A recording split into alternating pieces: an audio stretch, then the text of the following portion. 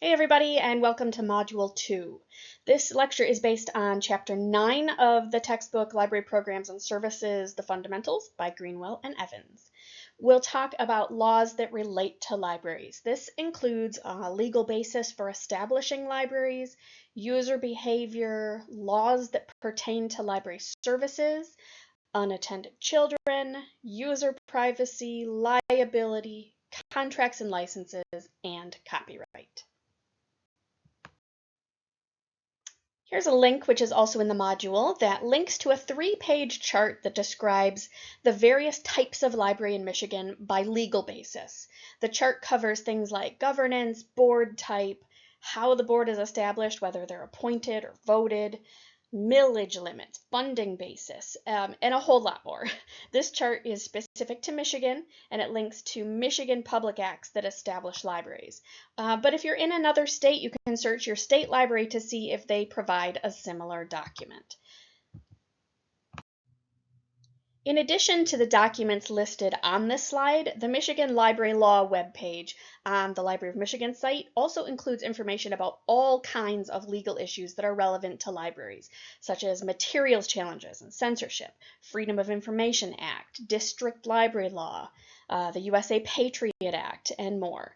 Again, it would be worth seeing if your state library links to this type of information relative to your state's library laws if you don't live in Michigan. Let's talk a bit about behavior policies.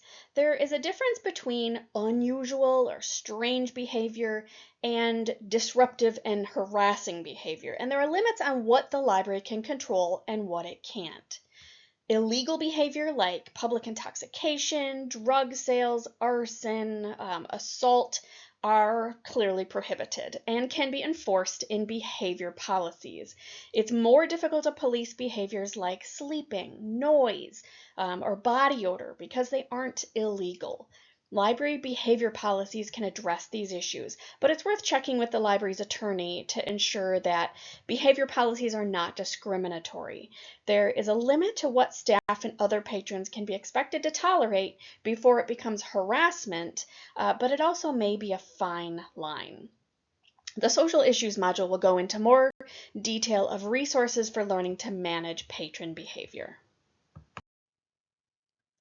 Access to library resources must comply with the ADA, the Americans with Disabilities Act.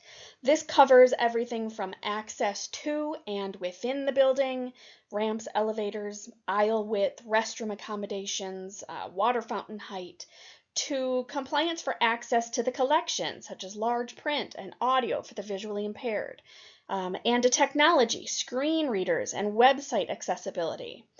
I want to suggest that ADA compliance is not enough. Libraries should strive to make their buildings and services truly equitable and provide accommodations that go beyond mere compliance. The Children's Internet Protection Act requires that libraries employ internet filters if they want to receive E-rate funding for internet access. There's an ALA website that covers this in detail, which is linked in the module. Unattended children in the library is a universal issue. Libraries should have policies that spell out clearly at what age and for how long minors can be unattended in the library. Libraries are not free childcare services. We welcome kids in our spaces and our programs, but we do not accept liability for their well-being. Unlike schools and daycare centers, we do not act in place of the parent or in loco parentis in terms of liability, and that must be made clear in library policies. As with all policies, double check with your library's lawyers to be sure they are legal and non-discriminatory. Many libraries have policies that either do not allow children under a certain age to be alone in the library, or perhaps even requiring them to call the police or social services if children are left alone for a certain period of time, especially during a school day, or who are not picked up at closing time. Most states have privacy laws that apply to libraries. Library patron records must be kept confidential. When law enforcement officials ask for patron records, they may need to have a warrant or a subpoena, with exception for the USA Patriot Act. I've linked some websites in the module for more information about this from the ALA, like how to respond to law enforcement requests for library records or user information, and even a privacy toolkit that covers topics like video surveillance. Third-party services that libraries subscribe to, like databases or streaming services, must also abide by the privacy laws that libraries are bound by, and it is the responsibility of library staff to ensure that their contracts stipulate this. Many libraries limit patron authentication to a library card number, which is not personally identifying on the database vendor side. It's just a number with a prefix that matches the library's established card number scheme. So all Plymouth District Library cards start with 23387. So any resource we subscribe to simply authenticates 14-digit numbers with that prefix. And authenticates just means it makes sure that a user is true. It's truly one of your library card holders. Tort law, which covers personal injury, is complicated, but may be applied to libraries in certain circumstances. Libraries are encouraged to consult their lawyers before moving forward with any service or program that may make them liable for negligence or injury sustained related to library service or program. This could be anything from slipping on a wet floor on a rainy day to injury from using makerspace equipment. There are certainly steps libraries can take and policies they can put in place to limit their liability, from wet floor signs to limiting certain makerspace equipment to staff use only. It's important to be clear in your organization about who is allowed to sign contracts on behalf of the library. Usually only the director or their specific designees can sign contracts. However, the people doing the implementation need to be aware of the details in those contracts.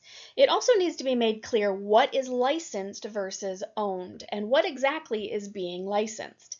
For example, when a library subscribes to a database, they don't own the information contained in the database. They are licensed to access that information.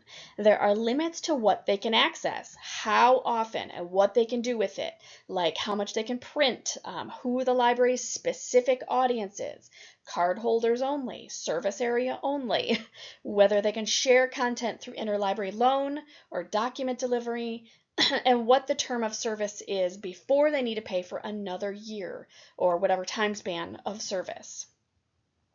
Contracts and licenses need to spell out who is responsible for what. Does the library provide tech support to their patrons, or does the vendor? Does the vendor back up the content, or is the library responsible for content backups? Who is responsible if there's a data breach? Knowing exactly what the library is on the hook for before you agree to taking on that responsibility, of course, is crucial. And of course, compliance is important. If you paid for access on one terminal, you can't install the product on all of the library's computers. If you provide access to non-card holders, you may be non-compliant. Our school district once asked for access to our databases for their students, and the only way we can make that happen is to make students in our local school district eligible for what we call student library cards, and ensure that the databases are contractually available to anyone with a library card issued by our library, for whatever reason we decide to give it to them. We also give library cards to people who work in Plymouth, regardless of where they live. So those cards authenticate in all of our e-resources. So we always need to clear these exceptions with our vendors to make sure we're compliant. To be clear, these are pretty standard situations, and we've never been challenged by vendors on them. So generally speaking, they only require the PDL library card, and they don't care how people came into possession of one. It needs to be made clear what happens if the library is non-compliant, whether accidentally or on purpose. The vendor also has to comply with the terms of the contract. They have to provide the service that was paid for and keep up their end of the bargain. Copyright has also gotten more and more complicated as technology advances. So information and intellectual property exist in so many formats, and they have to be protected in all of them. Libraries often make photocopy machines and document scanners available to their patrons. They are responsible for posting proper signage related to photocopying and copyright. We don't just expect our patrons to know copyright law. We have to make it clear what is appropriate and what's not. Fair use is related to how much of a work can be reproduced and for what purposes. So in general, nonprofit and educational purposes provide more acceptable use than commercial intent, but there are still limits. The World Intellectual Property Organization, WIPO, is an agency of the United Nations, and it works to protect intellectual property, which is creations of the mind, including inventions, artwork, designs, and more. They help people get credit and financial benefit from their creations while making that intellectual property available to those who can benefit from the work. Libraries must also follow performance rights rules. We can't just choose a movie from our library collection and show it in a public program, even if that program is free for patrons to attend. We have to pay for the performance rights.